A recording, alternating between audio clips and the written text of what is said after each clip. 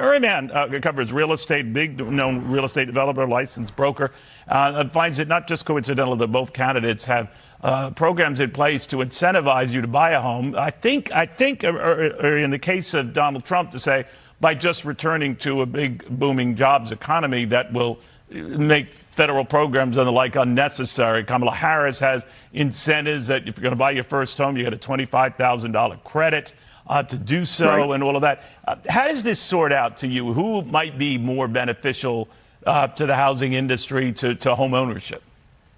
Neil, great to be back on your show. Let's talk about what Kamala Harris is promoting. It's basically a scam.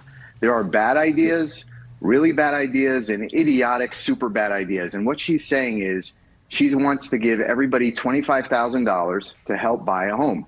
So your viewers know this, but for people who don't understand, right now, any given point in time, let's say there's 1 million families shopping for homes in the United States and about 4 million transactions a year. So 1 million families are shopping, and suddenly now we're going to give $25,000 assistance to the possibility to 10 million people who are on the sidelines. Those 10 million people now have $25,000 to buy a home. What does that do to the housing market? It's going to make the prices go even higher and become even less affordable. And affordability is the central issue, one of the central issues in this coming election.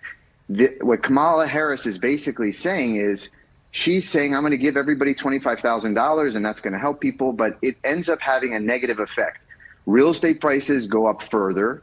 The only people that win are the sellers. They're going to get higher prices. And real estate taxes go up. Insurance goes up. Rents have to go up to keep up with mortgage prices. So basically what she's doing is punishing everybody. Everyone becomes worse off by this policy. Hopefully it never gets implemented. It's a horrible idea. Donald Trump has this idea of unlocking federal lands to get more development. That's a good idea. He wants to cut regulation. That's a good idea. But I will say this, the actual ability to increase housing is a state and local issue. It's not a federal issue. There's very little the federal government can do to really force states to create more housing units. And it's basically a political scam, what's being promoted right now. But, you know, you could look at it the other way, that some national ideas do have reverberations on state and local building. For example, the $10,000 cap on mortgage interest-related taxes.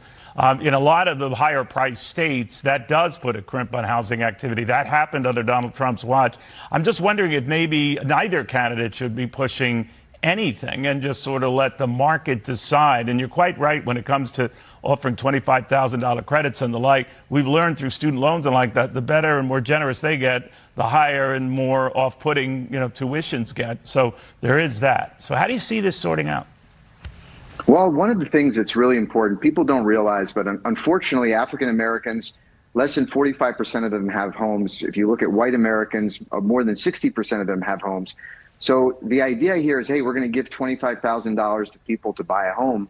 And even if people use that $25,000, what you're doing is really, in a way, punishing poor people because you're locking them into mortgage payments.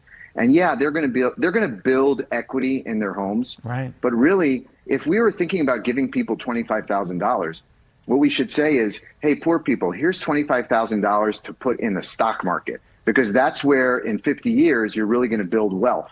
By forcing people to put all their savings in a house that they can't really afford, it really kind of locks them out. The other minor, I didn't mean to jump on you there, of how we pay for all of that, but that's in our next interview, my friend. But you're quite right. You raised a lot of issues here that we haven't thought of on both sides, where, you just can't have the government come in either through incentives or disincentives to get people into a home.